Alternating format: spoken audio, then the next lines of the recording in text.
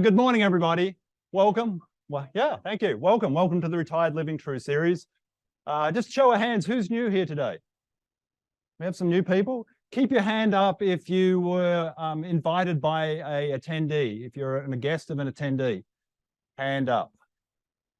One, couple, fantastic. Well, welcome to our new people. And so today's topic, the truth about driving after 80, strategies for staying behind the wheel. And I'm just curious, who remembers when they first got their driver's license, how excited we were? Yeah, everybody. And why were we excited to get our driver's license? Freedom, independence, exactly. So Annette and I have a 15-and-a-half-year-old son, and 2 weeks ago, he just got his learner's permit. So we are cautiously, optimistically excited, I guess, for a whole range of reasons. Yeah. I'm sure many of you have been through that. We're just worried about him being out on the road and being safe, of course. But yeah, he's looking forward to getting his independence. And so are we, because we will no longer be a taxi service to him along with his grandmother. So it'll be good for him to have independence. So who's been out on the road lately and kind of looked and was like, wondered to themselves, why is that person still driving? Anybody? Show of hands? A few of you? Yeah, why is that person still driving? We have law enforcement in the room, and I saw some of them put their hands up.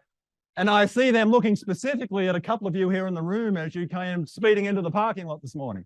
Yeah, so if you get tapped on the shoulder by them, you probably know why. So yeah, we all want to maintain our independence. We all obviously want to be safe. And we're all guilty of sometimes of looking at someone going by and wondering, should they still be on the road? And I'll admit I'm guilty. Sometimes I take my eyes off the road as I go past that person and kind of look back. You know, are they old? Are they wearing a hat? Is it a female? And no, just kidding. Yeah. So it's easy for us to judge, but it doesn't really matter what our age is. That really has nothing to do with it. It's really about our, competence on the road, knowing the road law rules and, being safe.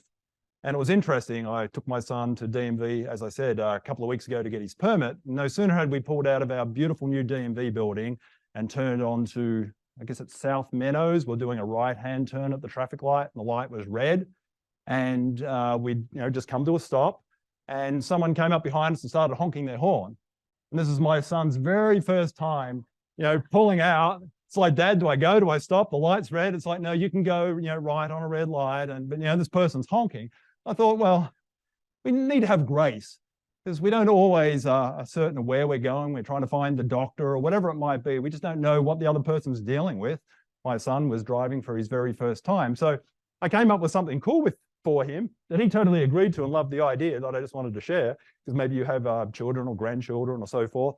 We now stick these on the back of his car, of our car, I should say. Yeah. And it says, please be patient, student driver, so that people will hopefully have grace and give him space as he's learning to be a proficient driver on the road. In fact, can anyone guess where I'm from for those who don't already know? Yeah. One thing that's really cool in Australia, hint, hint to our law enforcement here or our policymakers, is you're required to have a square plate on your car that's yellow that has a big L on it. And it indicates you're a learner. Yeah. So other people know this person's learning, give them some space, they're working out how to drive. So I'm thinking I'm going to have a custom one made when I get older that says, I'm an old driver, be patient, give me space. Yeah. And maybe people won't be so impatient and honking their horns. Yeah. So today's goal is twofold. One, to make sure we're all safe on the road. Two, to provide some education in terms of helping us know when maybe we're no longer safe on the road, whether we either self-realize it through some of the knowledge we learned today, or if someone points out to us, maybe you should evaluate whether we're safe on the road. Because at some point, most of us aren't going to be safe on the road. There is some point, whether it's 95, 105, 120, we probably shouldn't be driving. But it's all very much individual. So I can be 95 and be a great driver on the road. I can be 20 and a horrible driver on the road. So it's not related to age. It's related to some other things that we'll talk about today. And then the third goal is to provide some resources if we no longer can drive, maybe temporarily or on a permit basis. How do we get about? How do we keep our independence? And that's what's most important to all of us. So with that said, I'd like my panelists to come up and join me. So where's my clicker? Yes, please, Roseanne, Amanda, come up and take a seat.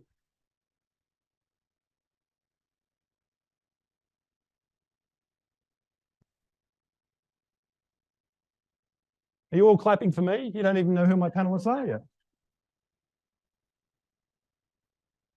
So our microphones are live and ready to go. Yes. So let's just start with introductions. Maybe if I can start with you, Roseanne.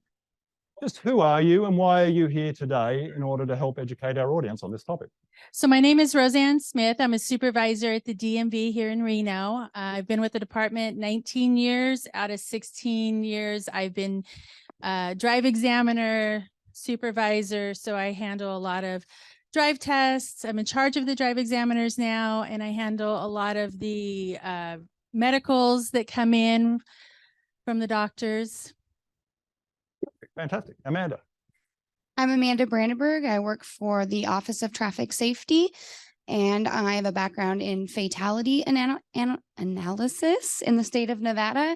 But now I am creating a program around the older driving population. Yeah, and I think that's Perfect. Thank you, Amanda. Sergeant Brown. Morning. My name's Sergeant Chris Brown. I'm assigned to the Nevada Highway Patrol. I work out of our Reno office dealing with traffic operations and meeting you fine folks on the road. Thank you, Sergeant Brown. Hello. Scoble. Hello, I'm Rusty Scoville. I work for the Sparks Police Department, currently assigned to the motor division and our major accident investigation team. And my name is Rob Myers with Hinman and Associates Insurance. I'm the agency owner there.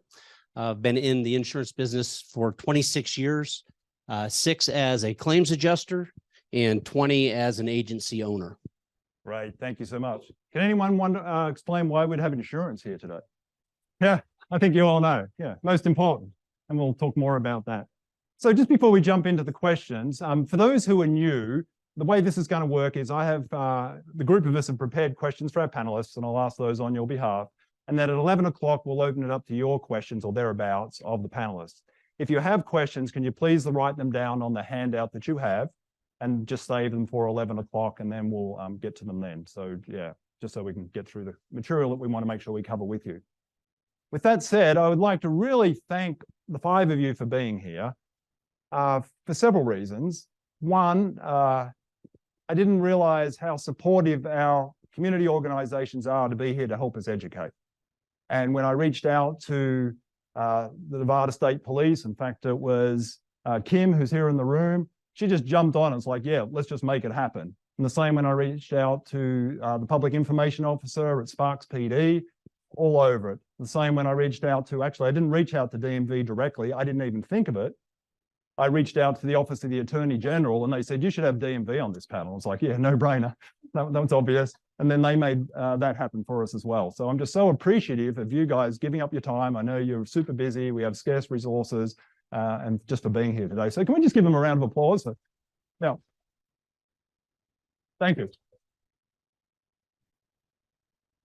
So Amanda, I would like to start with you. I'd pulled up some statistics as we were researching this topic, and I'm under the impression, and this is kind of a scary statistic, that as we get older, more of us die in traffic accidents than any other age group. You hear that? As we get older, more of us are in a fatality than any other age group. It's like, wow, really? Is that true? I usually think that seniors are safer on the road, slower, in driving, taking their time. I don't mean slower, but taking their time, maybe not driving at night. So it's like, okay, Amanda, explain to me. So could you just start explaining why this might be the case? so if you are involved in a fatal traffic crash, you are more likely to die from it. You're actually 3 times more likely to die than the age group 15 to 20. They're in more crashes. They're involved in more crashes, fatal crashes, but they don't die as often. And that's just brought on by the natural aging process. We become more fragile as we grow older. So, I mean, that's basically why. Thank you. Yeah, I didn't realize that. I hadn't thought about that. We don't recover as well when we've been in an accident. as we're older. Someone in their 20s, their body recovers quickly, more resilient and so forth. So yeah, we just need to be aware we're putting ourselves more in harm's way as we get older if we are in a major accident. You had some other statistics you wanted to share. Yeah, let me make sure I get the numbers correct. Our population in Nevada is 16% of it is age 65 and older, but they account for 22% of our traffic fatalities. So they're overrepresented in our fatality data for sure. Yeah. So we need to be even more careful here in Correct. our area. Yeah. Yeah. Do we have any reasoning why, or? I just think it's the fragility, and I mean, people are driving crazy out there, and a lot of it, the most common one is angle crashes. So that means you're either turning left in front of somebody or somebody's turning left in front of you. So maybe that reaction time is a little bit slower, or you can't gauge how far somebody is away from you if you're going to turn in front of them, things like that, vision. Okay, we'll talk more about that. So maybe I might jump to you, Roseanne. So I've written down here, what are some of the most common issues related to driving a vehicle that you notice as people get older? From the DMV's perspective. From taking drive tests, reaction time, bad habits too.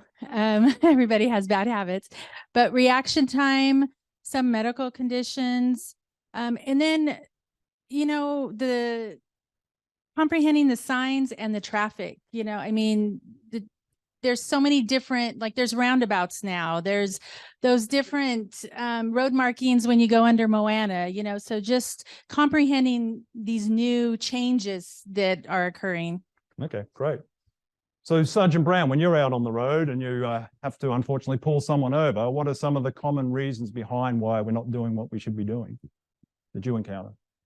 It really depends, but when we're talking about the older population and we will run into individuals with a cognitive decline or things along those lines, it's hard because it's a challenge. If you're able to care for yourself, there's not much on the law enforcement side that we can do other than hope that we can get a hold of someone that can provide a safe environment for you or things along those lines.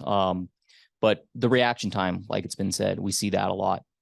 Failing to maintain your travel lane, failing to obey traffic control devices, we see a lot, and whether it's they didn't see it or they're just not comprehending it. But that's the major causes that we see, which unfortunately do cause a lot of our crashes. That was cognitive and sight.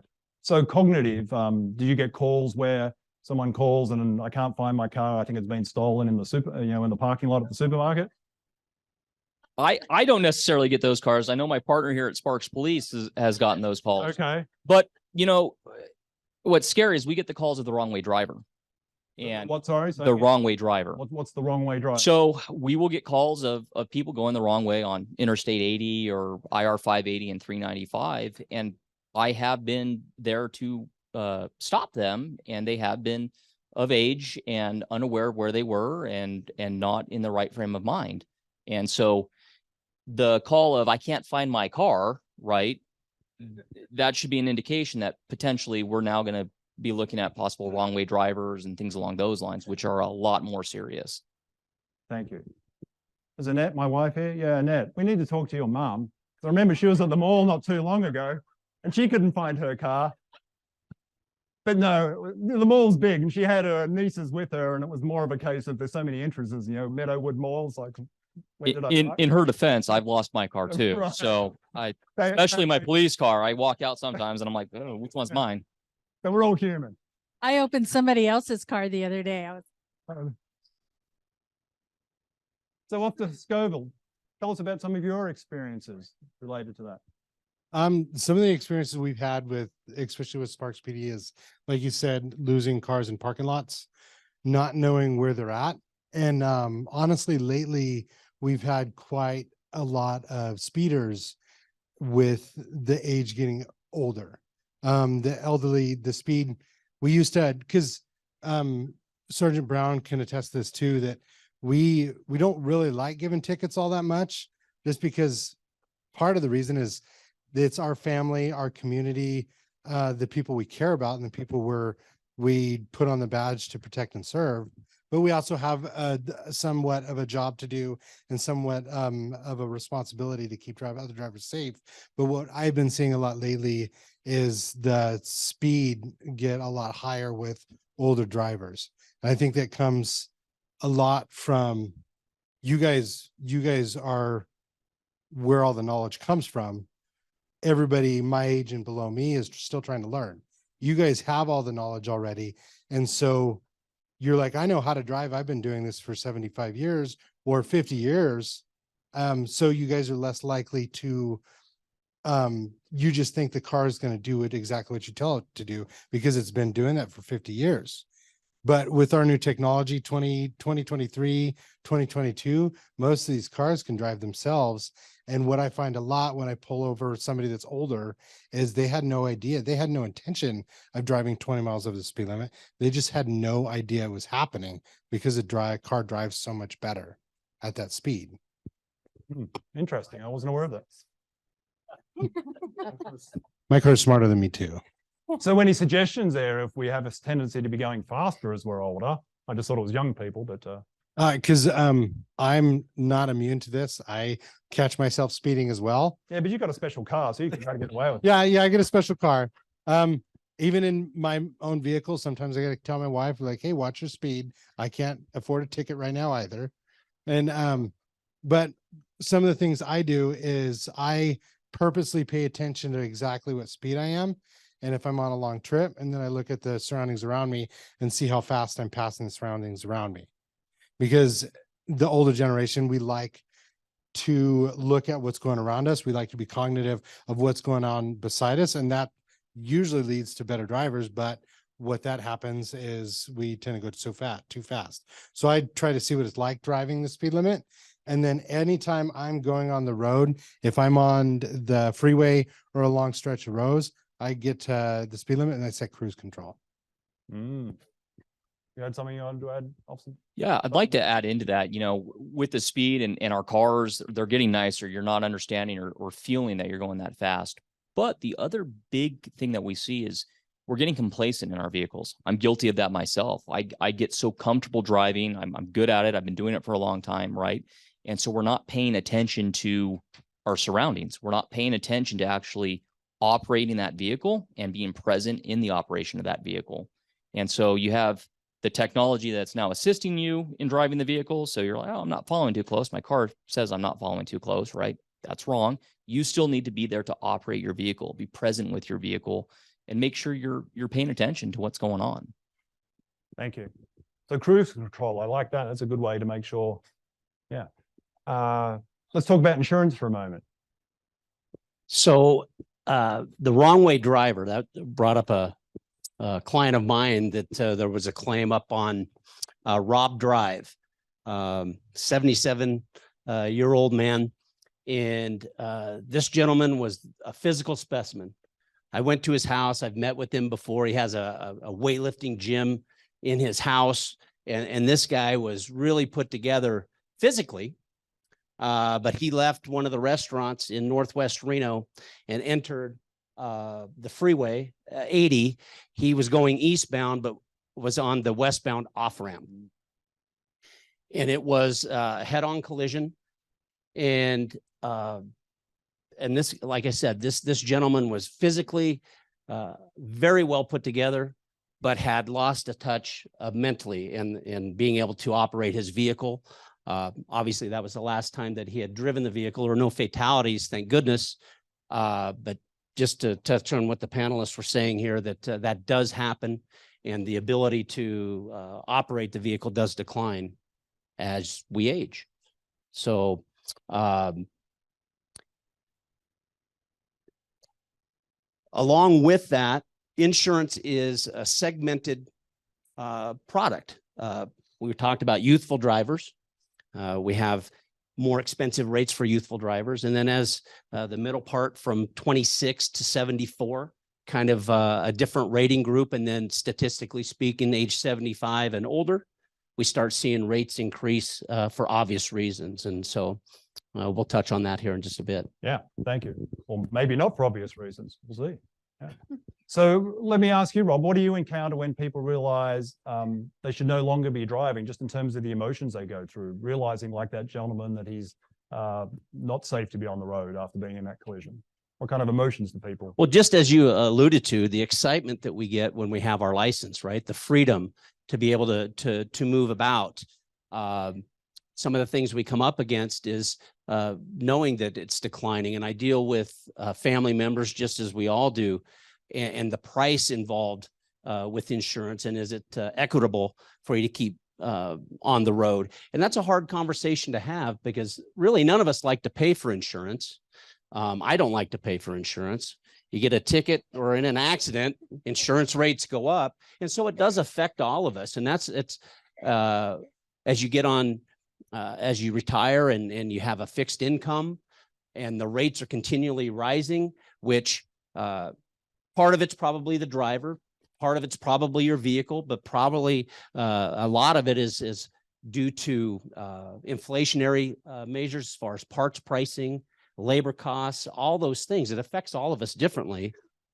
But the senior market, limited incomes, things of that nature really put a detriment. It's a detriment to their ability to drive as well. Thank you. So let's go down the line. Officer Scoville, when you have to have a conversation with someone because they're going eastbound when they should be going westbound, what does that kind of look like? What are the emotions, the reactions of people when you have to have that hard conversation? And what does that kind of look like? So a lot of the times rarely ever do I find somebody that like I pull over that I don't think should be driving, that they're like, yeah, no, I shouldn't be. It's a very hard resistance to giving up that license or letting me take care of that individual to try to take them home or call a family member and stuff like that. Because if we do pull somebody over, or we encounter somebody that shouldn't be driving, as law enforcement officers, there's not a whole lot we can do unless you meet certain criteria. And that's the same criteria as being suicidal or not being able to care for yourself or committing too many traffic violations. Now, if I pulled somebody over and they had 17 tickets for speeding, that's never happened. I haven't ran across that, but say I do that and they're 75, 80 years old and they're not there cognitively all the way. And I can articulate that. And then I try, but it's very hard to get somebody to see that. And it's understandable. I don't want to give my license up. And to that person, they don't see what I see, or they don't see what I think. And so what we try to do is offer, I don't know that unless some catastrophic event that's going on, I don't know that there's an officer in our community with NHP, Reno, or Washoe that wouldn't be willing to give you a ride home. If you ask them, wouldn't be willing to call for a taxi. Ambulances sometimes do it. And Ubers or all the other services we have, we're more than willing to step up and give people rides home, but just some people don't want to do that. I run into, I'll be able to give them a ride home or get an ambulance to give them a ride home, but then they're worried about their car. They don't want their car to go to the impound lot, and tow fees, when we call, they're quite a bit more expensive. And then to get them to their house, then they have to come up with cash to pay the tow truck driver to drop it. So there's a lot of money involved. Whenever we get involved, usually there's money involved. Usually it's taking away somebody's ability to drive at that moment. Usually we have a lot more better luck with family members. So thank you. So it's good. One, infrequently are you going to like lose your license on the spot? And two, we're a community. We're there to help each other. And that's great that you organize rides, put me in the back. That could be embarrassing, I guess. But usually if I'm offering to give a ride, usually they get the front seat. up at the front seat. Cool. Good to hear. So we can all be reassured. We're in the front seat. Not Usually that's voluntary. Yeah. voluntary. Okay. Thank you. Good to know. Sergeant Brown, just your experiences, the emotions when you have an interaction with someone in the community that's maybe, is it similar, different? I would agree 110% with them, right? Our job on the law enforcement side is the public safety, and we get the bad rap for giving citations and tickets, and that's not our goal, right? That's our job is education. It's educational. The citation is a form of that. So, if a conversation works and we can correct a driving behavior or educate the public on what they're doing, and that's receptive, great. But on the flip side, people don't want to understand that, and that's where the citation comes in. We will do everything we can to make sure that the individual we're out with gets home safely or gets to a safe location or has somebody to care for them if they shouldn't be driving. The only time that we're going to, I think, revoke or take a driver's license on the spot is when you're arrested for driving under the influence and, you know, you've done testing and you're in that revocation now, right? We're not going to take a driver's license. There are conversations that we have to have with people, and it's emotional, right? Just my own experience, my family as well, of talking and saying, hey, maybe we should really look at you not operating a vehicle. You keep getting damaged when you come back from the store, or, you know, I got another call again today and you got to ride home. But it is a challenge. It is a challenge, and a challenge of understanding that maybe it is time to step back. Thank you so much. So I'll come back to you in a moment. Let me just ask Roseanne, from a DMV point of view, when people come in. Talk about a emotions- bad rap. Yeah. At the DMV, people are fearful. They're frustrated. The main thing is vision. People get so fearful of having to come in and renew their license for their vision. You know, it's not that bad. And, you know, we have forms to give your doctor. We're there to answer questions and to help. And I don't think people understand that. So, you know, if you have a question, come in, ask us. If you're concerned about something, let us know. You know, we'll work with you. We'll talk with you. We'll give you, you know, answers, solutions. We're there to help, you know, and that's all we ask. Come ask questions. So we're not there to just take your license. We're there to help you, you know. You were even mentioning you'll suggest going home and getting your appropriate glasses and coming back for the vision test. Yeah. Seeing the optometrist. Yeah,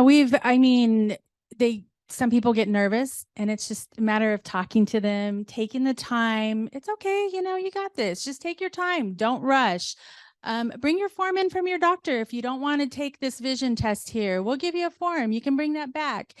You know, and you may not see perfectly, so we might have to add a restriction on your license, and then you're good to go. You know, there's a lot of options, and people don't realize that. You know, they just think that we're here to take your license. No, we're here to help you too. You know, like Brown said, you know, it's our community. Thank you. We're here to help. Officer Scoville, you wanted to add something? Yeah, I just want to kind of add a little bit to that. Just because I can't believe how many people showed up to this. This is amazing. But I would You're going to Going- find a lot of tickets when you leave. yeah, I know. Do I get revenue share or something there? Yeah. I End of the month quota? tell you the truth, I don't even know where that money goes. And it's Definitely fun doesn't go filling to out me. Paperwork, isn't it? Yeah. Yeah. But when a law enforcement officer does stop you and he brings up driving, it's not because we're trying to take it right there. It's not because we're trying to take your car or trying to take your privileges right there. We just saw something at that moment in time that was a safety concern in our eyes. So if you guys do see that, you guys have a friend that talks about it. Oh, they got stopped by an officer and they took him home. It's not the end of the world. Like she was saying, it's at that point in time, we saw something that was unsafe in order for us to do something about it. And understand when we do that, we come and approach one of your guys' friends or an older person and we say, hey, I think I should give you a ride home. That's all we're doing. Usually that's like he was saying, beside a ticket. That's usually because we don't want to give you a ticket and we want to get you home safely. And we cannot, like he was saying, we cannot revoke your license at that point. We don't have a whole lot of power with revoking your license at that one point. We fill out a piece of paper that goes to the DMV and then they retest you. If you go to the DMV and you pass their test and you're a valid driver in the DMV's eyes, you're a valid driver. Thank you. I want to come back to that form. Did everyone get that form? No, I'm just kidding. We'll come back and talk about that.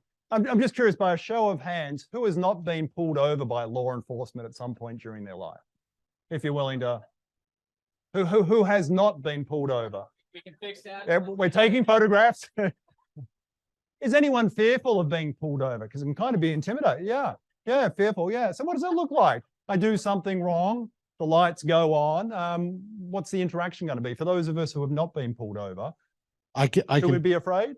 No, Gun's gonna come out drawn or? no. I could tell you that I've been a cop I'm brand new to this. I've only been a cop for 6 years, but I can tell you when lights go on behind me, I freak out. I get scared. I get nervous. I don't know what it is. It's the red and blue lights. It's the ticket that's going to take $200 away from me. But normally when we pull you over, I try to train our new people. I'm also a field training officer. Sergeant Brown has a lot to do with training his folks that he supervises. We try to teach people that most of the time when we stop people, it's moms, dads, friends, family, our community members. We're not out there to yell at you. We're not out there to give you a hard time. We try to make it as good as an interaction as we can. My goal was always, even if I do give a ticket or if it's a warning, my goal is always to get a thank you at the end of it. And I can't get a thank you unless I'm nice and polite. To go off that, I get nervous too when I see red and blue lights behind me. But what makes me even more nervous, even in a police car, is when I see a motor cop sitting on the side of the road. Not gonna lie, I kind of tense up a little bit. But he's 110% right, you know, and I tell my guys, and when I'm doing field training or supervising my guys, we're all human, right? And we can't forget that human aspect of every interaction that we have with the public. Now, if you do get pulled over, that first few parts of that interaction, they might be a little tense. It might be a little weird because we don't know as officers who we've pulled over, what we're walking up onto. That's traffic stop is probably one of the most dangerous things that we can do in law enforcement, right? There's a lot of bad people out there, unfortunately, and they all have to drive too. And so we don't know who we're walking up on. Did you just rob a bank? Did you just murder somebody? I don't know, right? But once we get up there and we interact with you, you know, I get up there, my standing line, hey, Sergeant Brown, Nevada Highway Patrol, how you doing today? I'm going to have a conversation with you. I'm going to see what's going on. And it's how that traffic stop goes really depends on the interaction with the driver, with the occupants of that vehicle, right? You dictate how I'm going to be. If we can have a conversation and talk, we're going to joke, we're going to laugh, we're going to have a good time. Even if you get a citation at the end of it, like he said, we're trying to get thank yous at the end of it, right? We're not up there to be rude and scream at people. So it's not something that should be scary. It's unfortunate, right? Your police are coming up behind you, but it should be a pleasant interaction. And if it's not, you know, then you need to let us know, me know as a sergeant, so that we can look into that. But it should be pleasant. So what do we do to make your jobs easier? Because I know the first time I was pulled over, I thought it'd be helpful for me to jump out of the car and. Please do not do that. Do not do that. I didn't know. If you want a gun pointed at you, do that, right? You know, so here with a traffic stop, right? A couple of the big things I see, and this goes to everybody, is when there's an emergency vehicle coming up behind you, red and blue lights and a siren, what are we supposed to do? Pull over. What side, left or right? Right side. Okay. People don't understand that. Okay. So you got to pull over safely to the right. And when lights come on, don't freak out. Don't slam on your brakes. Safely make those merges over to the right and come to a stop. Okay. Don't pull to the left. And if you pull the left on me, I'm going to start yelling at you on my PA system, pull to the right. Right. We want to get over the right. And the reasoning behind that is, let's say I'm not pulling you over. Let's say I'm going to an emergency call, a shots fired call. Someone needs CPR, right? I'm going to pass you on the left. That's why these rules are set in place. So if you go to pull to the left, and I'm trying to pass you on the left, or he's trying to pass you on the left on his motorcycle, now we're gonna have a crash. Okay. So we're pulling over to the right and taking our time. Roll your windows down, especially if you got window tint, roll them down so we can see in there. If you can put your hands up on the steering wheel or have them set so we can see them, I appreciate that. That's going to go a long way. I don't know who you are yet, right? Walk up there, see what's going on. You don't need to be getting your license out. You don't need to be getting anything out. Let me come up there. Let me talk to you, because it could be as simple as hey, what's your name, sir? Rick? Hey, Rick, Sergeant Brown Highway Patrol. The reason I'm stopping you today is you're going a little fast. Can you slow it down for me? You know, it could be as simple as that. So just wait. Let us get up there. Let us talk to you. Let's figure out what's going on, and then we can start moving forward. Thank you. I think that's really helpful. Was that helpful for those of us who haven't been pulled over before? I know I was certainly intimidated the first time, just not knowing, do I put my hands on the steering wheel, jump out, or what do I do? Lost my train of thought there for a moment.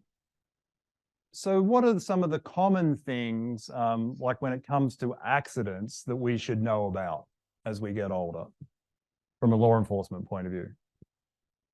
I would say this with accidents, and this goes for everybody. It's not just with as you get older, right? That is probably going to be one of the worst days of your life. You just got in a crash. Okay.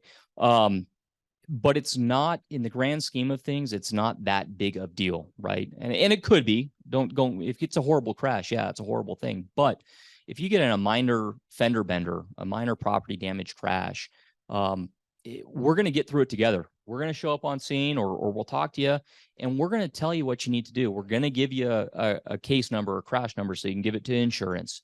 We're going to facilitate getting tow trucks for you or tell you, hey, you need to call your insurance company or your tow company. Let's get a tow truck. So it's not challenging. We will be there. Someone will be there to help you through that.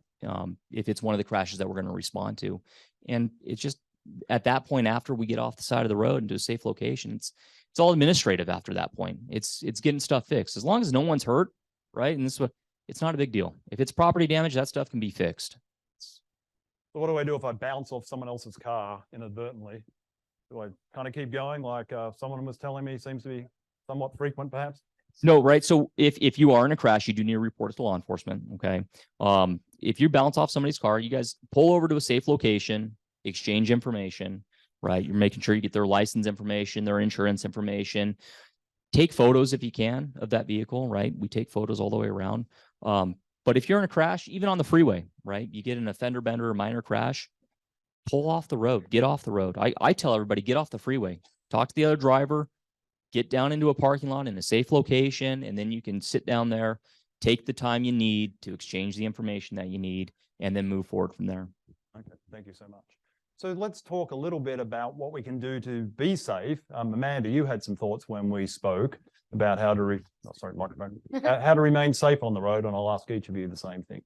Yeah, so statistically speaking, for our fatal crashes, our 65 and plus age group is generally a safer group. You tend not to speed, or sometimes you cease driving at night or during rush hour, things like that. So you guys all limit yourselves appropriately. But some of the things to keep safe would be giving more space, like I was talking about earlier, your reaction time, maybe a little bit slower, things like that. So give extra space.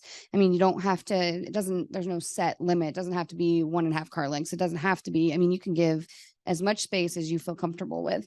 Another thing, that you can do is make sure that there's no distractions. You're not playing with your phone, playing with your navigation, things like that. Distracted driving is a huge contributor to crashes, and everybody is doing it. I saw a statistic the other day that said 58% of they did a survey, 58% of the rides that people were taking involved some kind of screen interaction. And that's super dangerous. So you want to try to make sure that you're not putting your lipstick on or eating a hamburger or anything like that. You want to focus on the road. It's a very, it's one of the most complicated things that I think any of us do in a day, right? When none of us are rocket scientists, I don't think. So, I mean, you're paying attention to all kinds of things on the road at one time. So it requires a lot of your attention. The other thing that you can do is make sure that your car fits you.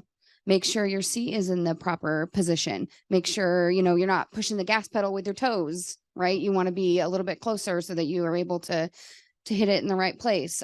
Make sure you can see out of all of your mirrors. If you need some kind of adaptive driving device, there's all kinds that are available, extra mirrors, pedal adjustments, things like that. Also, you can sit too close to the steering wheel. So that's very dangerous as well. So you mentioned adaptive driving devices to help us in some of those situations. Where would I go if I think, well, maybe I need something? Who do I go see? I'm going to defer that to. So that is something that when we do add those devices, we have to go on drive tests with those devices in the car. So yes, you can get those. We do have to take a drive test with that. But in answer to your question, keeping up on the road rules. I know they change. Like I was saying, the road markings change. We have roundabouts. You can look at the driver manual on our website. Come down to DMV and get a manual and just keep updated on that. Keep your vision, updated. Go to your exams, keep your vision updated. So, you can see out there on the road depth perception. We had a situation where somebody didn't have their glasses and they were driving too close. They came in, brought their vision from their optometrist. Everything's good to go. No restrictions or anything. And you know what Amanda was saying, mirrors, you know, if you can't hear well, I listen to my music a little loud, having those mirrors so you can see that emergency vehicle coming up behind you, you know, that helps. They do have those wink mirrors that go all the way across, you know, the front, you know, instead of the rear view, you have the wink mirror that goes all the way across, then you can see everything around you. Wasn't So. aware of that. Mhm. So the DMV can be resourced. I can come into the DMV and say, I need something. Where do I go to get the? Yeah, then we can talk and see what's going on. And, you know, we just don't give drive tests, you know, just because you want it. Right. You know, there has to be a reason, you know, we just don't want to say, okay, we're going to give you a drive test today. There has to be a reason. Fantastic. So roundabouts, I have a question right by your office there on, is that Kitski? Neil, Kitski you're on? Yeah, there's that big roundabout, which I go through often. No one seems to know how to use it. I go through that roundabout a lot too. You pull many people over that are, No, so and with the roundabouts, as we start to see them, right, the signage, and we've been talking about it, being familiar with the signs and right of way of vehicles. As you're approaching those and learning what turn lanes or lanes you're in, right? Some roundabouts are going to have dedicated lanes where it's a right turn only. Okay. And then some roundabouts don't. You come in and there's a yield sign there. And when you come up to those yield signs, traffic that's in the roundabout has that right of way. Okay. say that one more time. Traffic in the roundabout has the right of way. Okay. So if you come up to that yield sign and there's traffic coming at you, you're required to yield for that driver. So if you have to stop, you got to stop, let that driver go through. I think the biggest thing though, with not only roundabouts, but if you make a mistake driving, like you miss your exit or you miss the lane that you're supposed to be in, you know what? Keep driving, just go down, find a safe place to turn around and come back. It's not the end of the world. You don't need to cut over 5 lanes to take the exit at Plum or cut through the Gore area. The Gore area is the divided space, the top of those ramps, right? Take your time, slow down. I mean, we are all in a hurry. I'm guilty of it myself. Slow down, take your time. And if you end up being late, you end up being late, but at least you got there. In one piece. Yeah. That's it. Yeah, thank you. Great advice. Officer Scoville, did you have anything you wanted to add as far as staying safe? Yeah, one thing I'd like to add is if you guys are in fender benders or minor accidents, say we don't show up or we do show up to take a report for you guys. If you don't feel like you're injured there or you don't feel like you're hurt at all, a lot of the times that could be just adrenaline. You could be fine there, but I always say most of us have insurance or able to get insurance of some sort of some kind. Anytime after an accident, you guys should seek medical attention, whether that be just your regular physician, urgent care, the ER, the Renal Orthopedic Center, anything like that. You guys should seek care after any type of collision, no matter how small. I don't know, last year or so, last 2 years, we've had a couple of accident related fatalities that happened after the collision occurred. So a collision occurred, there was a minor collision, 25, 30 miles an hour, just an accident. Like we all make mistakes. We all get in collisions at one point in our lives. They were fine on scene and then go home later and ended up passing away a couple of days later from trauma related to the crash. So it's always good, even if you don't think you're injured, go see your doctor, do a well care visit, go in urgent care and be like, hey, I was involved in an accident yesterday morning, want to get checked out, want to make sure everything's okay. That way you can solve that peace of mind. I tell everybody that's in an accident that they need to go at least talk to somebody or see somebody about their medical care. Great advice. I don't think most of us would have even thought of that, but thank you. Rob, did you have anything to add to that? Otherwise, I'm going to ask you about insurance. Just some safety on the road of being safe is vehicle maintenance. Driving down the road and you see those folks with bald tires in the weather that we've had recently. That's a safety issue.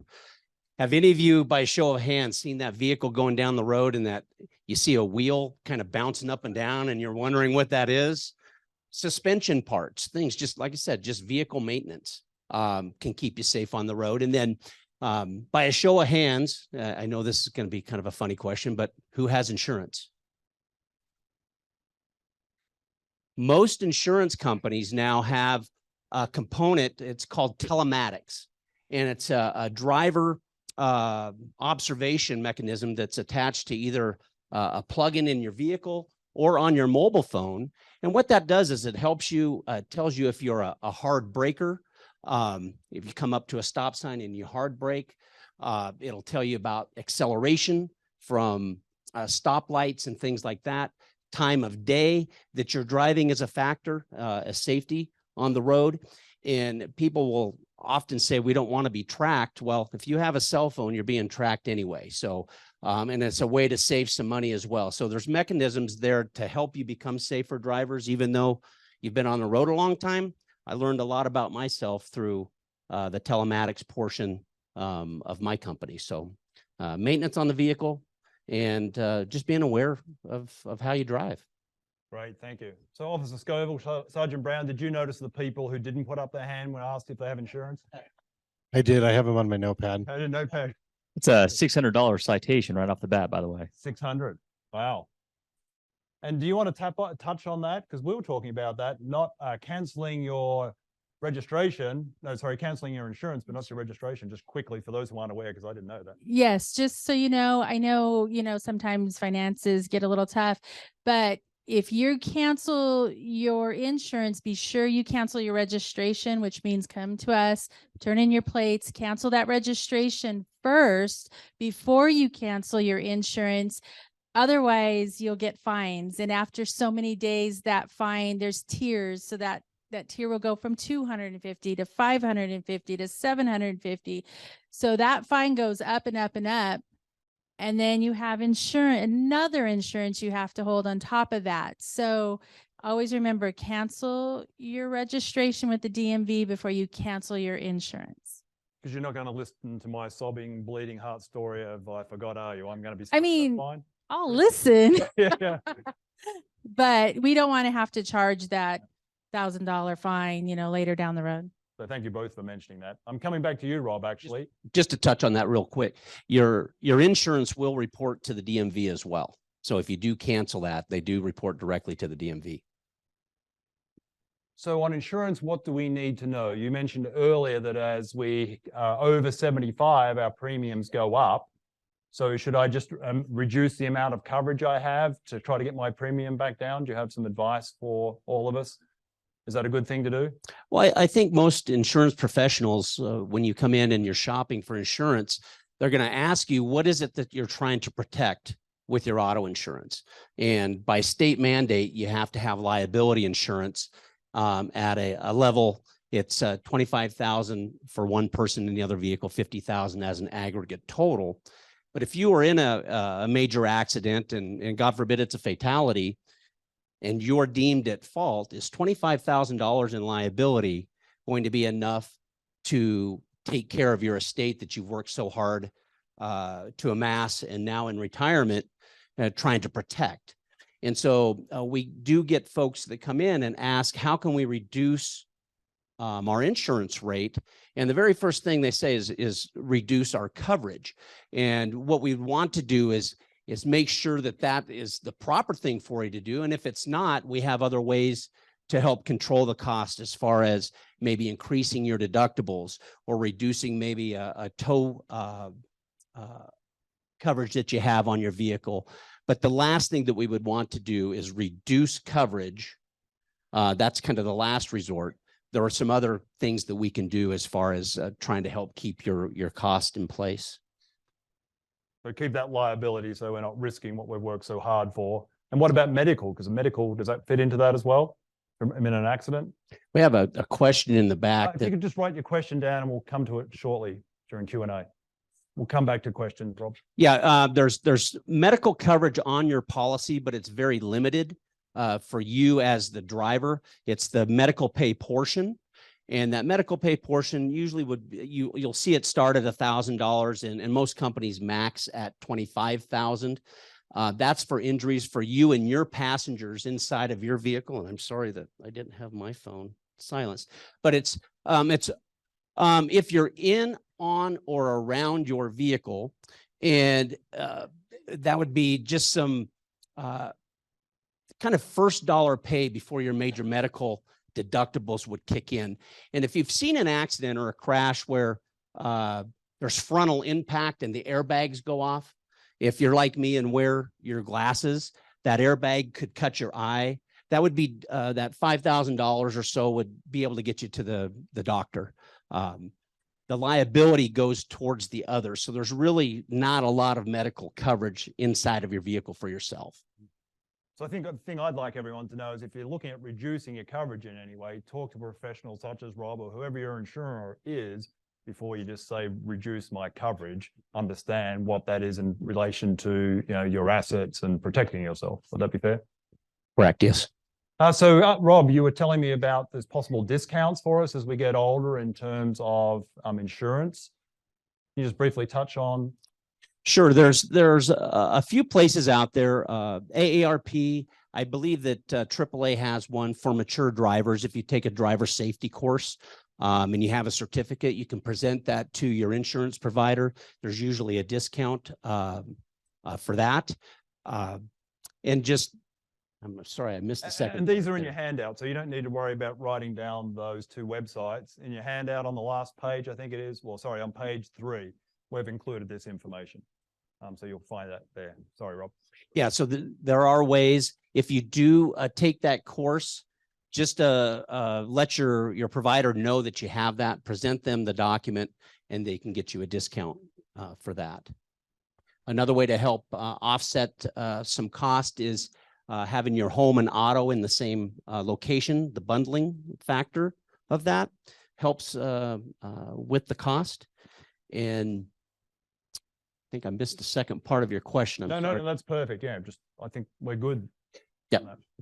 So let's talk about if we do have to, for some reason, aren't able to drive, what our transportation options are, other than having our law enforcement take us home. Do you take us for groceries and other outings at all? No. Okay.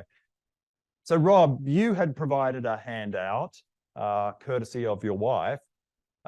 Just tell us a little bit about the handout that should be in the middle of the table. You should have a handout on your table, not in your packet, but separate, that Rob kindly brought along with some of our local options.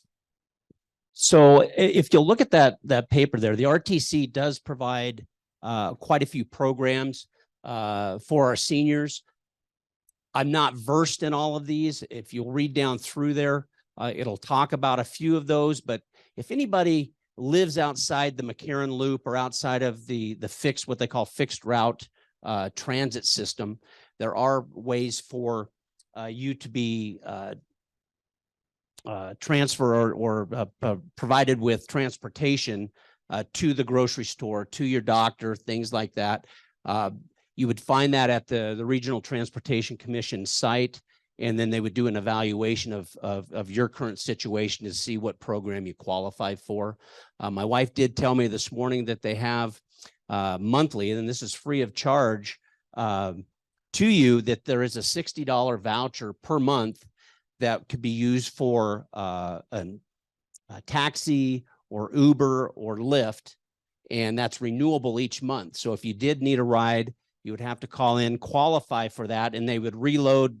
I don't know if it's a debit card or just a voucher, but that's renewable each month, and that's available to each and every one of you by just going to RTC and If you're 60 plus. 60 plus, Yeah. absolutely. Yeah, so in the handout we provided, Rob's wife kindly gave that to him this morning. We also have all of these listed that I have on the slide, but I just want to mention a couple. The RTC Flex Ride, only $2 per trip. So again, if you qualify, that is a great service, and you can combine all of these. So if you don't have the ability to drive, you can combine a number of these to really keep the costs down in terms of getting around. Washoe Senior Ride, that's the one Rob is just talking about. You pay $15 and you get $60 worth of taxi trips. And then Uber. Who's used Uber or Lyft? Anyone in here used Uber? Yeah, maybe like a third of the room. So RTC also have a program they started about a year ago where they will help subsidize up to 75% off of each trip. There's an application form you complete, and then they'll pay up to $9 of any trip, and you pay the difference.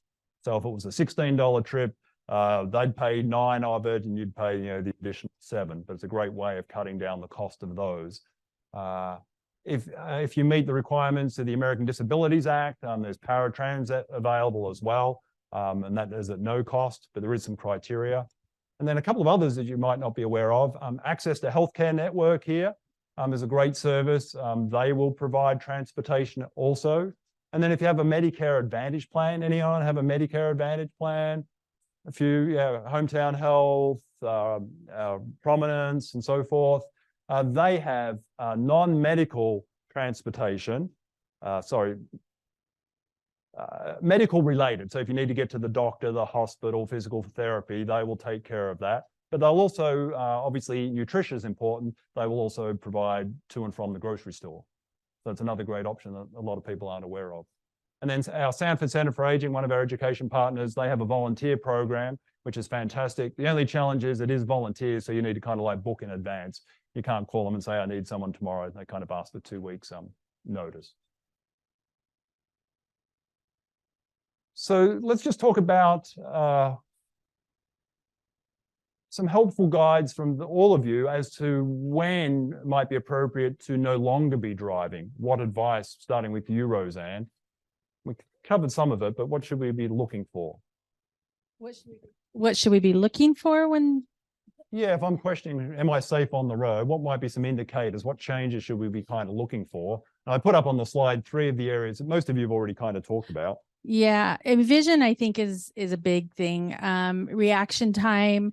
I know we've talked about speed too. Not, sometimes along with reaction time, the speed is a little slower.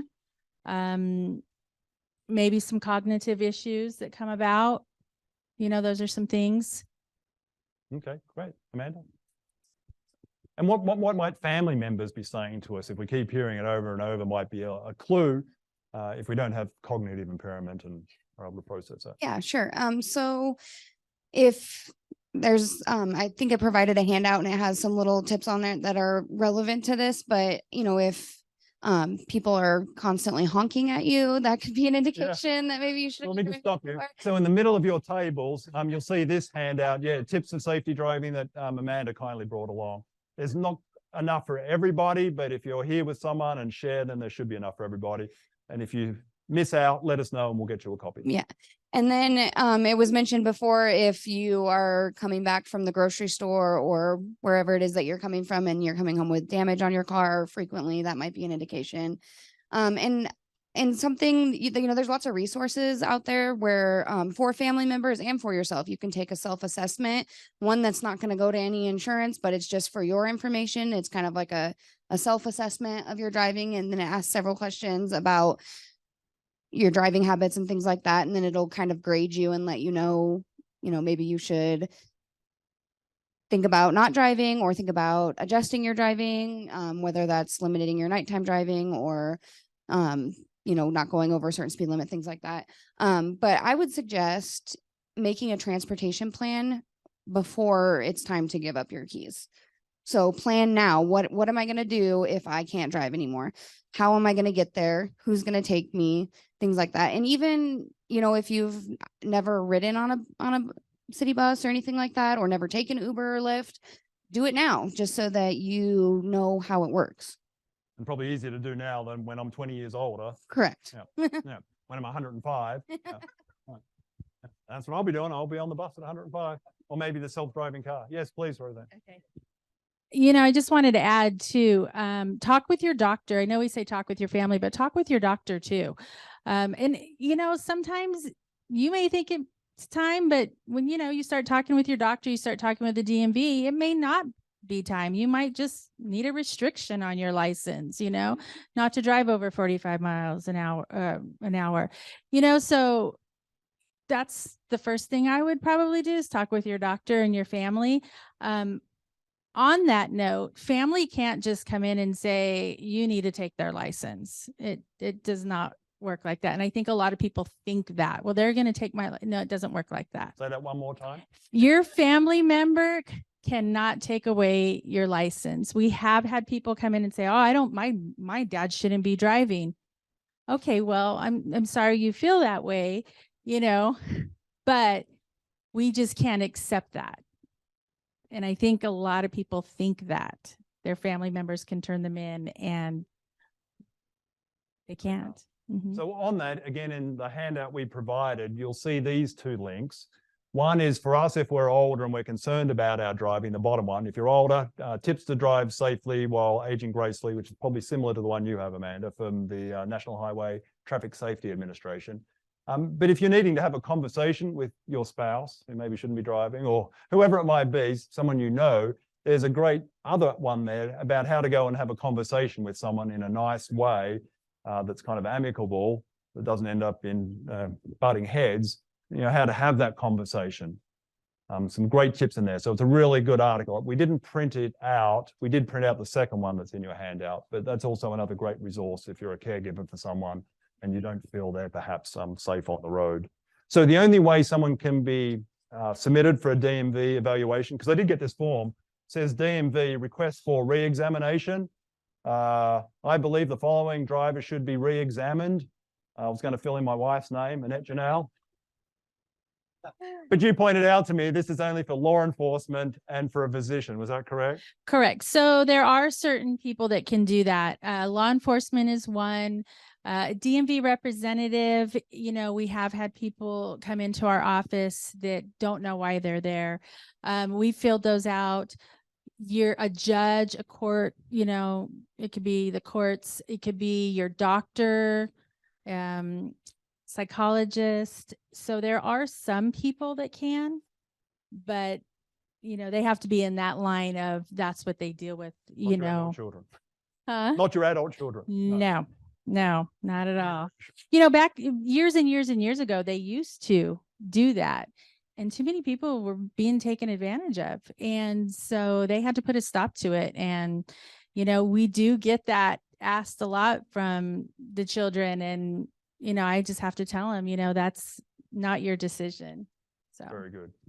Sergeant Brown, did you have something you wanted to add as far as staying safe? Well, I wanted to answer the other question about, when are indicators potentially that we shouldn't be on the road anymore. And I think one of the biggest things is listen to yourselves, right? If you're asking yourself that question, hey, am I safe on the road? Listen to that. There's a reason you're asking yourself that, don't just pass it off, but research it a little more. Then maybe approach your kids, maybe approach a friend and talk to them and have that communication, because that's key, But if you're asking yourself that question, it's probably an indication that something's going on. Or soon will be, yeah. Great advice. Did you have anything you wanted to add to that? Yeah, I agree. I agree completely. If you're asking yourself those questions, it might be that time. I would just listen to family members and close friends. If they say something, maybe you should look at what you're doing. And just remember, driving is a big privilege. And just like we say, if you've had too many drinks to drive, should you be driving? Not because we think you're a bad driver. It's because of the liability of you getting in a crash and potentially killing somebody on the roadway. So if you're just the same as if you had too much to drink, or you're too tired, or a disability is causing impairment, or some other type of impairment that is causing your driving ability into question, it might be time to answer or ask those types of questions. But listening to yourself and family is very important. Wonderful. Thank you. Who has questions for our panelists? Anybody? Good. We have some questions. Do we have a drawing? We do. Excellent. So just before we jump to Q&A, a couple of things. Upcoming events. So for anyone who would like to learn how to use Uber or Lyft, have some experience with it, someone suggested us doing a workshop on it. So next Thursday at 10:30 a.m. in our office, and you should all have a handout with that and with directions. We're going to sit down, if you're interested, and help you get the Uber app or the Lyft app on your phone. We're going to have the application that you can send into RTC to get that discount each month. So if you're wishing to use Uber, you'll get the $9 up to $9 off per ride. And if you're up for it, we might even go for a little trip, call Uber and, go up the street and come back just so we can experience what it looks like. We'll talk about safety, how to be safe using Uber, making sure you're getting into the correct vehicle.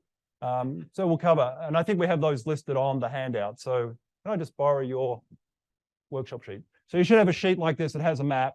So it's not here, it's at our office. For those who have been to workshops before, at our office. Where is it, everybody? Our office, yeah. So don't come here, that occasionally happens. And at what time is it? 10:30, yeah. So if you would like to participate in that, and if no one does, that's fine. We'll go do something else fun. But if you wish to participate, on your yellow evaluation form, there's a checkbox against workshop. Just check that, and we'll make sure we have everything set up for you. Even if you don't have a smartphone and you just want to come along and learn and understand, you can just sit with someone else to know what it is. If you were to use Uber in the future or Lyft, you're more than welcome just to come and experience what it is. And then on next month, on May 18th, the seminar, The Truth About Cutting the Clutter. Who has too much stuff at home? Anybody? Anyone else? Yeah, all of us, panelists included. Yeah. So we're going to talk about what are the implications of having too much stuff. Who's been in the house more than 20 years? Yeah, you definitely need to come because you've got way too much stuff. Yeah. So we're going to talk about strategies and why it's important and how we can free up our mind by not being surrounded by too much clutter. And do our kids want our clutter when we move on? No. So we can perhaps start and do them a favor, because at some point, unless you have a plan of living forever, please come and share it with me. We're all going to fortunately pass away at some point, and they don't want our clutter. So again, on the evaluation form, just check that if you would like to be here next month, same time, May 18. Education partners. So Lisa Fleck, do you remember those were here last month? Lisa Fleck came up and she was encouraging us to introduce the education series to other people that might benefit. And Lisa kindly offered a $200 gift certificate to Rick's Restaurant. That is correct. Yeah, if you brought along a guest. So I did see some hands go up earlier, and each person who brought a guest got a raffle ticket. I brought Rusty. You brought Rusty? Yeah. Please get Sergeant Brown a ticket. He did We bring can a split guest. it, right? Yeah. So this actually goes to the people that brought the guest, not the guest themselves. Okay. So I just want to make that Sergeant Brown would disclaimer. qualify. Yes, that is correct. And when you first come in, we had a stand, and I am realizing that we need to sign this a lot better. This is our first month, so please give us grace. But we're going to do a much better job at making it clear where you need to go. But we have 3 tickets in here, so the odds of winning are pretty darn good for those people. And I am going to, okay. I've got ticket number, I'll just do the last 3 digits, 424. Yay, congratulations. So we're going to do this every month, and next month we're going to do a $200 gift certificate courtesy of the Janelle team. So Janelle Realty Group with Keller Williams and Janelle Moves Made Easy. We're going to do a $200 gift certificate to the Wild River Grill. So that means if you get 1 ticket for every guest that you bring, new guest, First time not guest. first timer, not somebody that's been here before and it's been a while. So first timer, you get a ticket and we'll do a drawing. So where are they going to go next month if they bring a guest? It is going to be at our table. So we're just going to make it a lot more clear. I think we're going to have our greeters inform you when you first come in, so that just to make sure that we streamline this a little bit better. So have our panelists been super informative today and super helpful? Excellent. Yeah. So shouldn't there be other people here that are also hearing the same information? Don't we have a lot more people in the whole Washoe area that should be We're down to 2. here? Oh, we're taking Mike. So this is actually the 7th year that Annette and I started this seminar series. So we started this 7.5 years ago. Yeah, thank you. And Annette and I, as most of you know, are in real estate. We have a real estate company and a move management company, and we help people sell homes. And the good news is the real estate market is really good at the moment here locally. The bad news is we've been really good at what we do, and we've sold all the homes clients have entrusted us to do. So a self-plug is, if you know of anybody who's looking to make some kind of change, doesn't mean necessarily selling their home, but looking to make a change, we'd appreciate you reaching out to us so we have the opportunity to help them. And with that said, with all of our education partners, they're freely giving up their time to support this program as well, both in terms of time and financially. So if you're able to use their services or refer someone who can use their services, I know they would super appreciate that, because they do this because they love helping everybody as well. So yeah, yeah, and that's how we keep these free and have such great people come in to help educate you all. So my mic runners, I have Joy, who's going to take the left-hand side of the room. So if you're on the left-hand side of the room and you have the question of our panelists, please raise your hand. If you're on the right-hand side, Lisa. And Joy, can you just introduce who you are and where you're from? Yes, I'm with Mountain Lakes Estates Independent Retirement Community out South Meadows. We run a resort style retirement community for independent seniors. Yeah. And it's fabulous. And it's fabulous. Yeah. And on my right, I have Lisa. Hi, it's Lisa Arch. I'm the Premier Property. I'm the Sales and Marketing Director there.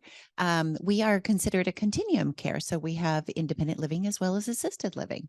And if you haven't checked out either of their communities, you definitely should. They'll provide a lunch and have you come and tour and get to experience what their communities are all about. So we'll start on the left-hand side, my left-hand side, right down here in front of Joy. Oh, yeah, who's the closest one? Yeah, perfect. Thank you. Question on pulling over to a safe location.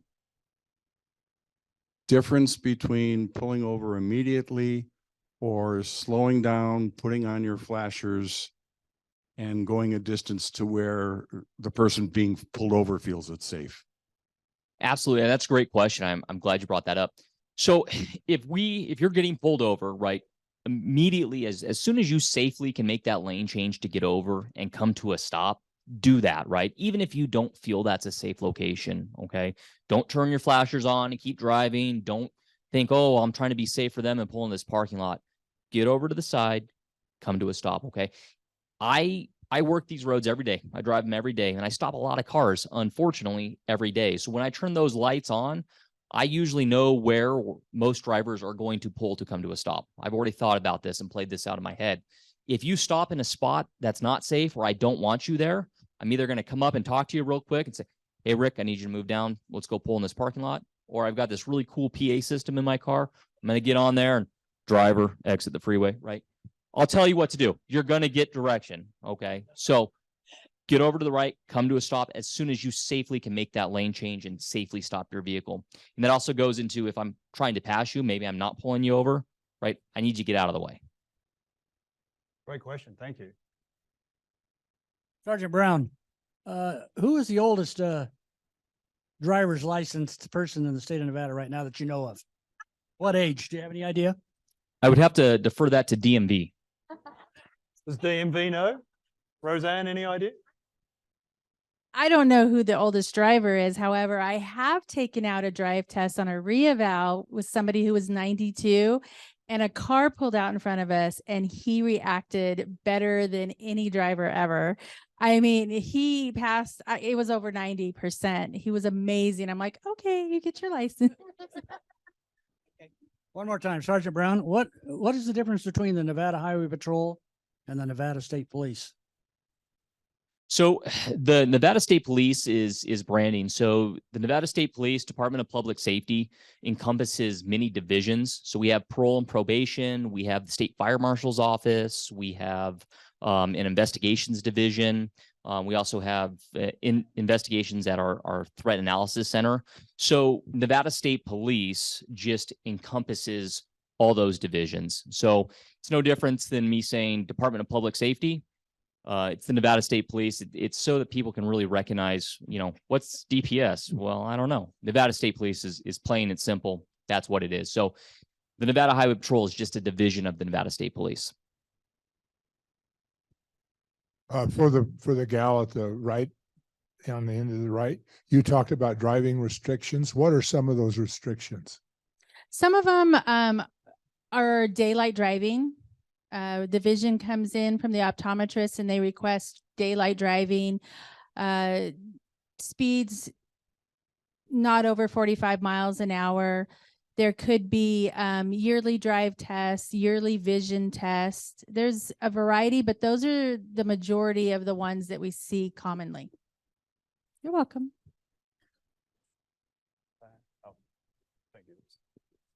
You and I matched. We do, yeah.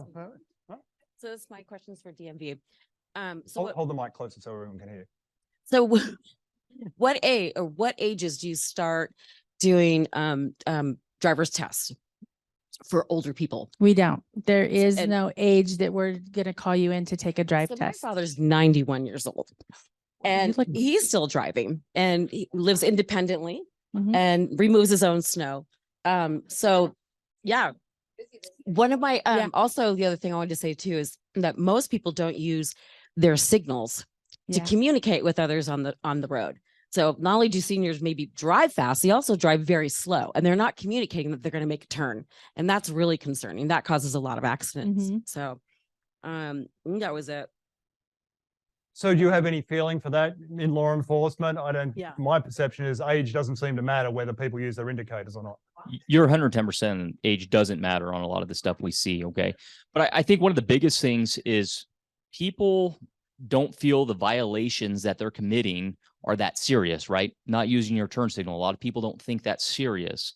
Speeding, they don't think that's serious, or staying in their lane, or cutting through a gore area, or making a left turn where it says no left turn. But there's a reason that this stuff is there. We've had fatal accidents because somebody made a left turn where they weren't supposed to make that left turn, right?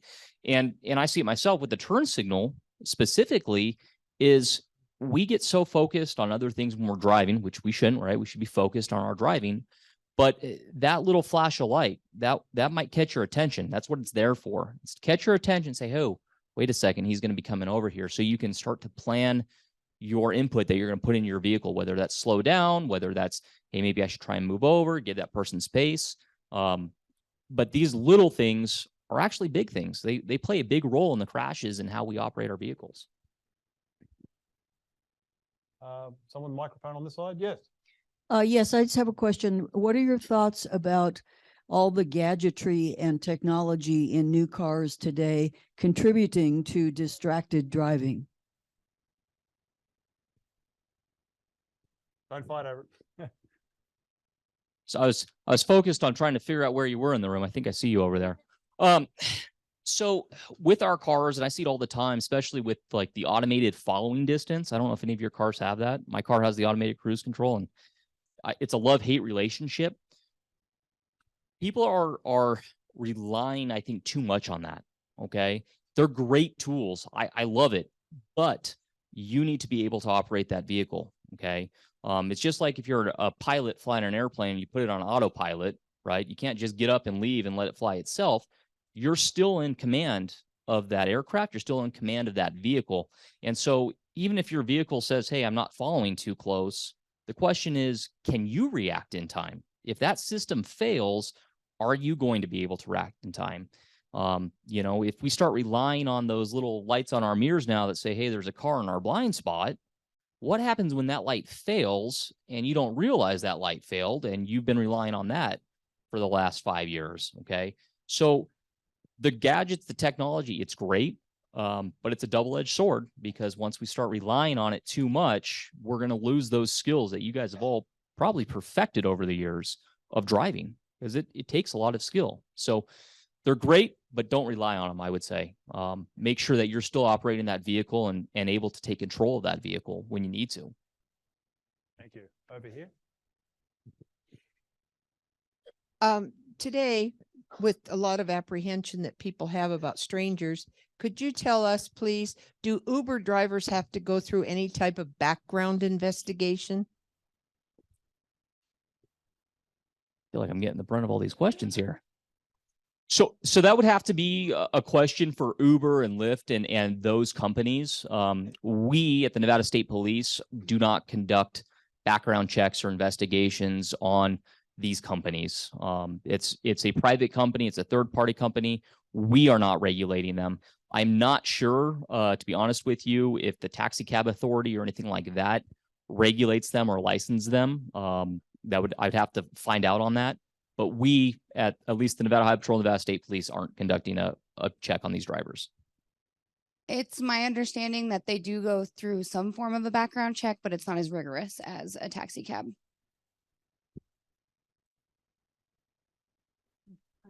I have the microphone. At our age, what if you start getting, I mean, not start getting, but you're diagnosed by your doctor that with vertigo or epileptic fits, that you're not qualified or shouldn't drive. Now, will the doctor inform the DMV? Should the person inform the DMV? Or should you just wait until you have an accident? No. Come see me first. No.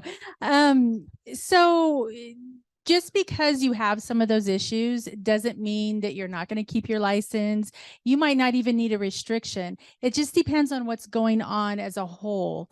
So we have a confidential physician's form that we hand out that you could take to your doctor, get them to fill it out. We can look at it and see if you need a yearly medical.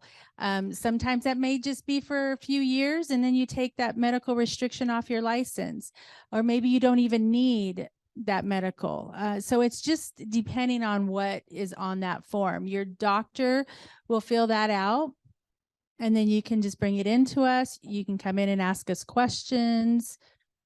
So it's the person that has to review. The doctor won't.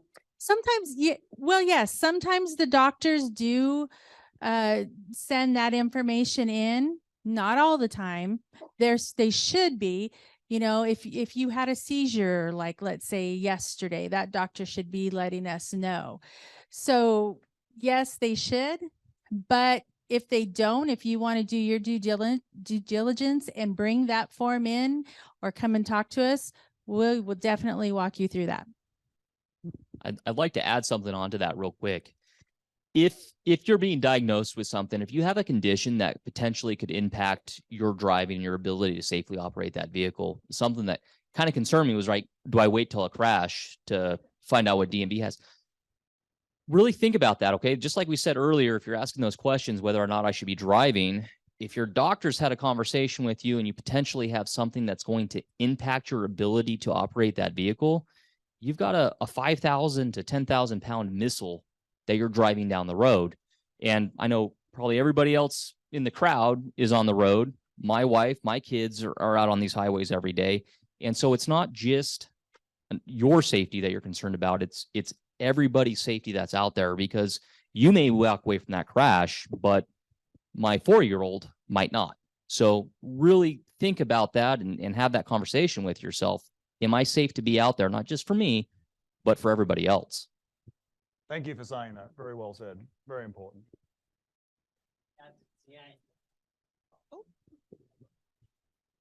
May I add something Yes, just a go on. moment? So I did have a client of mine that had a known medical condition and continued to drive, had a seizure, went off the road, went through a chain link fence and came to rest at the doorstep of a house. I like to paint pictures. When they went through the chain link fence, the post came right through the front windshield and went right by her head and lodged in the back seat. She came to rest with a post right near her head. Going back to, are you safe to drive? That's really upon you. But that situation could have ended tragically. Fortunately, it did not. There were no children in the yard. And this driver walked away or went away with her life instead of being in the morgue somewhere. So I'm thinking of the grandchild that could have been in the back seat. Yeah, that could have gone wrong so many ways. That person was super lucky. Yeah. Yeah. Yeah, thank you. You're looking at a live statement of someone who voluntarily turned in his license. Now, I'm really fortunate by marital bliss to have a almost full-time driver. We've attended a lot of the meetings here, and I've learned, and I'm using Uber, great thing. The Medi-Cal Advantage plan, mine allows 24 trips within a 50 every year. So folks, if you have an Advantage plan, look into that. But I still want more. Hold your mic a little closer. Okay. But I want more. I want a little bit of independence. So my question is, what are the rules of the road for scooters? Electric scooters, and then to you, the insurance guy, what are my options? Simon Cowell, that's when. So Officer Scoville, do you have any feedback on being out on a scooter, road laws? We see them all around town that you can just rent and take off. Is there? See what happened to him. As far as scooters go, if it's going to be used in the roadway, you have to have the same types of things drivers do. If like a scooter, like you're talking about a four-wheeled scooter. Talking about mobility scooters. Okay. So, to my understanding, those fall under the same rules as a pedestrian. So you should have access to walk or drive your mobility scooter down the sidewalk. We've had it to where we have mobility scooters that are a little bit too big for the sidewalk in that certain area. And so they'll travel down the side of the road. Usually as far as, I'm probably not on the freeway at all. But we do get calls about mobility scooters in the roadways. What we do is, if the police department gets a call about a mobility scooter in the roadway, we're going to obviously come, going to check it out, make sure the individual is okay. And we're going to try to get them on the sidewalk as best as possible, or find them a ride till we get them where they're going. So mobility scooters are a great way to go. Both Reno and Sparks are trying to work on better mobility for people that are walking and people who don't have cars. We're trying to become a bigger area that caters to people who walk and take buses and takes Ubers and taxis. So if you see a problem in the city, do you live in Sparks or Reno? Reno. So I could tell you, if you drive your mobility scooter down the sidewalk and there's an obstruction, you could always call one of us. You can call the city of Reno, and they should be able to come out and help you get around the obstruction or remove the obstruction for you. But your mobility is very important to everyone, and especially to us. And your willingness to give up your driver's license, we should try to help you out as much as possible getting around town. So if you do get a mobility scooter, you should be able to go anywhere in Reno on a sidewalk. Thank you so much. We have time for 2 more questions. And if we could just keep it to questions, not comments, just short questions, so we can try to get through 2 or 3. Yeah, please. Lately, I've noticed cars without license plates. Is there a number that we should notify law enforcement about?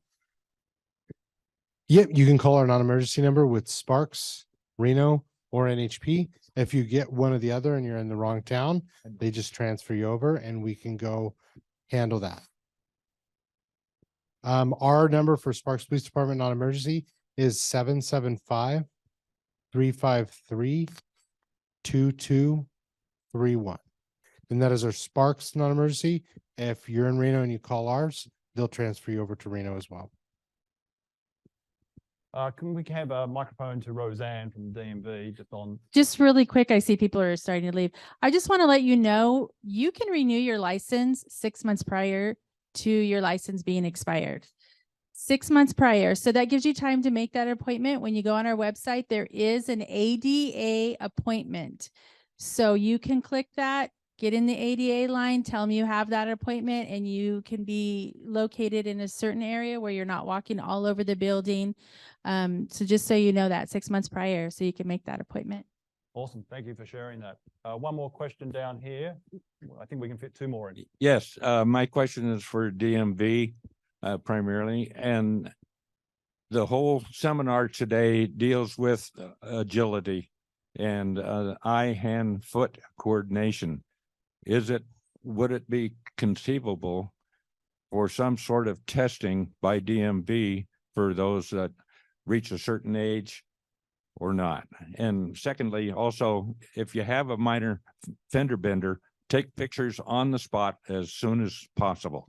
That way your insurance companies won't have to fight too much between one another. So as far as the testing, we do not have that. You know, there has to be a reason why you're coming in to test, whether it's a reeval, you know, your doctor's requested it. So we do not have that, you know, that is something that I can definitely start looking into. But at this moment, no, we do not offer that. One last question we have time for over here, I think. Okay, quickly, I just have a question about the bike lane when there's a solid white line all the way to the crosswalk and you want to make a right turn. A lot of times I'm sitting in the legal lane with my blinker on, but there's a guy coming up on the right passing over the white lines. What's the rule there? So in the city of Sparks, we do a very well job of notifying people of the bike lane. And as you get closer to the intersection, it starts to turn into a hash mark as closer to getting the intersection. So when a vehicle comes to an intersection, they are allowed to go into the bike lane to make a right-hand turn, as long as it's within a certain amount of distance to that intersection. What if it's not a broken line though? It's a solid white line all the way to the crosswalk. Technically, it's not a lane, but also with Nevada revised statute, if they can safely pass on the right-hand side of the road while staying on the pavement, they can do so safely. So if you're at a stoplight and there is enough room between the curb and your car to make that right turn, they can. If you have a blinker on, they should wait for you and they should let you come in before. And we do see accidents with that. Yeah. They should. You can legally pass on the right on the paved portion of the roadway in a situation like that. And I believe it's 200 feet that you can pass. So if you're going off the road, right, if like on Vista, we see it all the time, people go on the shoulder on the dirt, that's illegal. But if you can safely pass on the right and it's unobstructed on the paved portion of the highway, I believe it's 200 feet that driver can go, which 200 feet is not that long, by the way. Thank you. Can I just have us all thank our panelists? They've been fantastic today. Amazing.